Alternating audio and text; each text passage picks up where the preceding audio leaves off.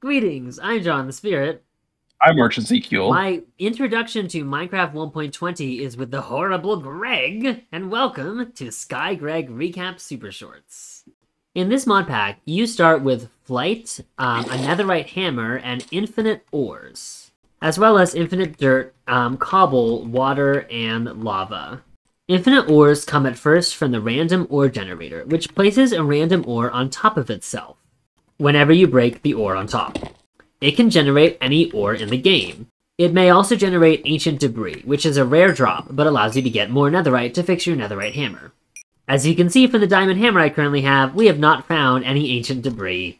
Once we do get netherite, we can use netherite blocks to make tools indestructible, which is very useful when GregTech gives you like 9 different tools that all have to be in your inventory and you have to keep repairing because God hates you. Anyway, point is, you mine a bunch of random ores, and if you want to select which specific ore you get, you can use a raw conversion generator. The raw conversion generator takes in any raw version of an ore and will drop that ore into the world on top of it, in a variety of different forms. You get an advanced item collector free as a reward at the beginning of the pack. You can adjust its range, give it a blacklist or whitelist, and it'll import items from around it into a chest underneath it. To make furnaces and chests, you need flint, and while you can make flint by breaking gravel 5 million times, or by using a mortar, the most convenient way we found was to use the cutting board from Farmer's Delight.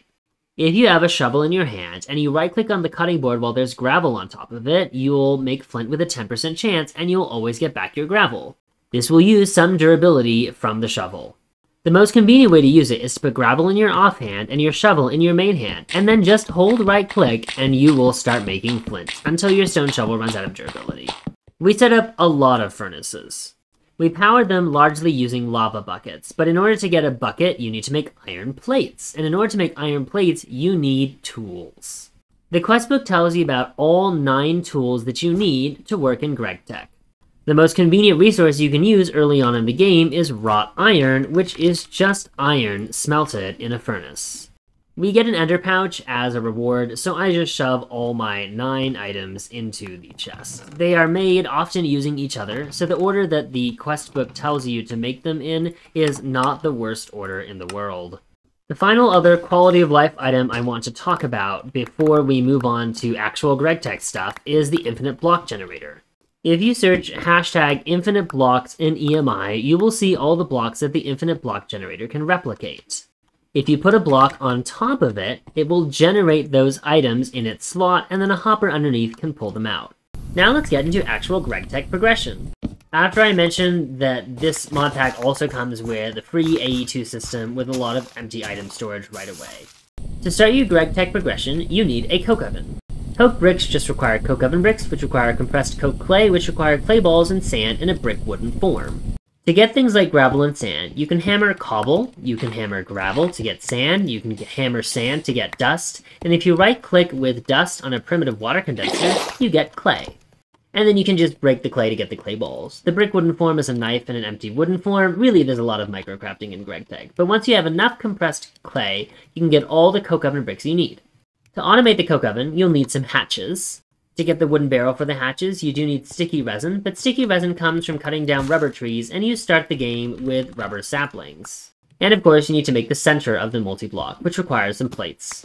Right now, plates are 2 metal to every plate, which is pretty bad, but we get a better ratio soon. GregTech multi-blocks can share walls, so you can save on some of your coke oven bricks this way. Right now, we have both our coke ovens running on coal, but previously we were using wood on one of the coke ovens, which makes charcoal in a coke oven. The coke oven also makes creosote, which is the more important thing to progress. It's a fluid that can be used to make treated wood. 1 bucket of creosote with 8 planks makes treated wood planks. Initially, to automate the coke oven, we used a hopper botany pot. The botany pot automatically grows crops or saplings put inside of it, and it will produce various outputs. It will insert them into an inventory underneath, so for example, this hatch. However, the hatch accepts any item, not just the wood produced by this, so it can technically accept sticks, apple, and saplings, and those will go in your coke oven. However, one reward you get pretty early is a GregTech item filter. This is a cover. GregTech covers can go on the various faces of a GregTech block, and they help you with automation.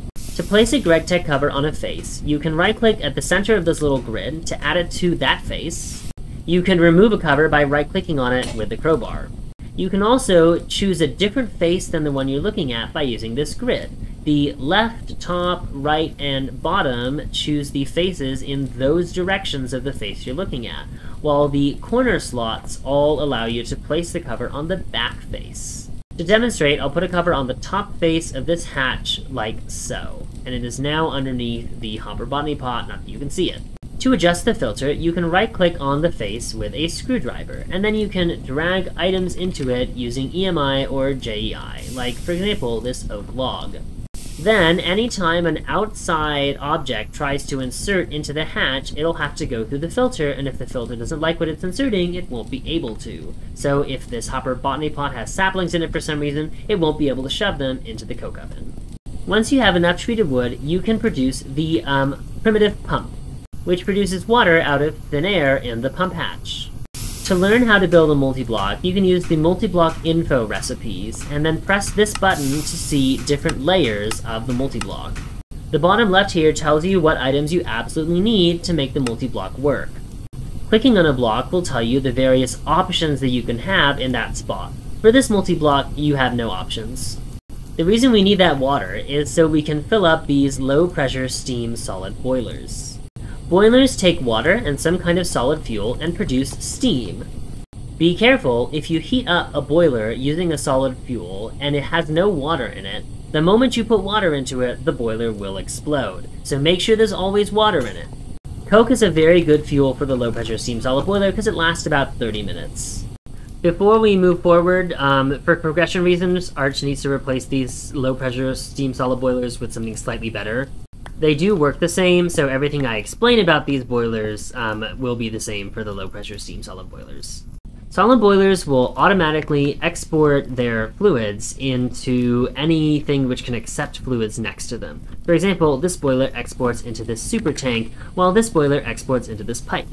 These pipes are opaque, so I'm not actually sure how the fluid transfer works. There is ostensibly a transfer rate that tells you how many millibuckets per tick can go through a pipe. But you can't tell how much fluid is in them at any given moment. Oh well. Using a wrench, you can disconnect and reconnect pipes, or you can change the directions that fluids can go. This super tank was gifted to us by a quest and holds a lot of fluid in it. So it's a very good steam buffer, which is basically a power buffer. It has an auto output feature. Only one side of any GregTech machine, including the super tank, can be set to auto output, and you can double click on a side in order to choose which side is the output side. You can disable whether fluids can be input into the super tank from the output side, and you can tell it to automatically output its fluids into something next to it. Before we got potent, which we'll talk about in the next episode, we were using bronze fluid pipes, which have a lower transfer rate, and so we're not able to power the machines that I'll talk about soon very quickly.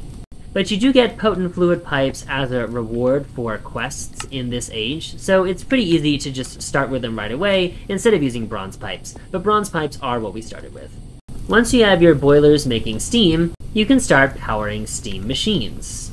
Steam machines will take in steam from any side except the front, and they need a face to be a vent. This vent will allow excess steam to escape after the end of a recipe. If the steam vent is up against a block and cannot release its steam, the machine will lock up. The first machine you have access to is the low-pressure steam alloy smelter. It allows you to make certain alloys at better ratios. For example, you can make bronze at a much better ratio in an alloy smelter. The typical recipe gives you 3 bronze dust for every 3 copper and tin, but the alloy smelter lets you make 4. The alloy smelter is also the only way to get red alloy, which requires copper and 4 redstone. Red alloy plates are used to make pistons, which are needed to make pretty much all the rest of the machines. You'll probably need a fair amount of that eventually because it's used for wires, but we're not in wireland yet. Once you have your red alloy, you can make macerators and compressors. Compressors are your first way to be able to make metal blocks, and you need metal blocks because the forge hammer requires an anvil. But you are desperate for the forge hammer, because instead of turning 2 metal into 1 plate, it turns 3 metal into 2 plates, which is slightly better. Finally, you can get a macerator, which allows you to crush certain things into dust that you can't using the mortar tool from GregTech. The ultimate goal of all this machine making is to be able to create the primitive blast furnace, which requires a lot of fire bricks, which are unfortunately very expensive. At least expensive in time. Fire bricks require a variety of things. Gypsum dust you can get from raw gypsum, which is just an ore.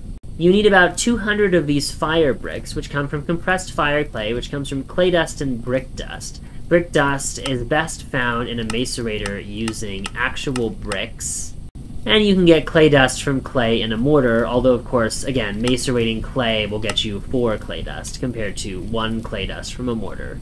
Finally, this liquid concrete, which is the most annoying part, requires calcite dust, which is another ore, quartz sand, which is sand with a mortar or macerator, clay dust, stone dust, which you've probably gotten a lot of just by breaking ores, but you can get more of by macerating cobblestone, and a water bucket and an empty bucket. And you get the buckets back, but it's just a whole nightmare. It took forever to make these bricks, but it's okay.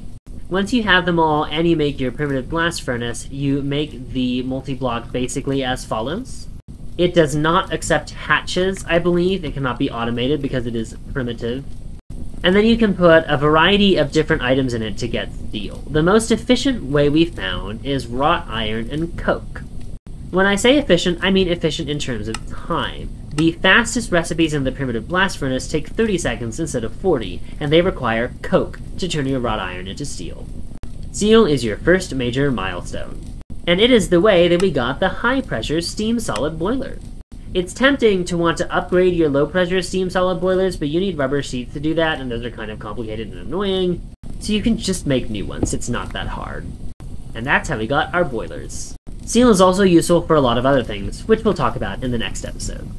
For now, that's it for this one. As always, if you have any feedback, we'd love to hear it. Unlike our Ultimate Alchemy series, this is not completely pre-recorded. And this series could theoretically end abruptly, unlike our Ultimate Alchemy series.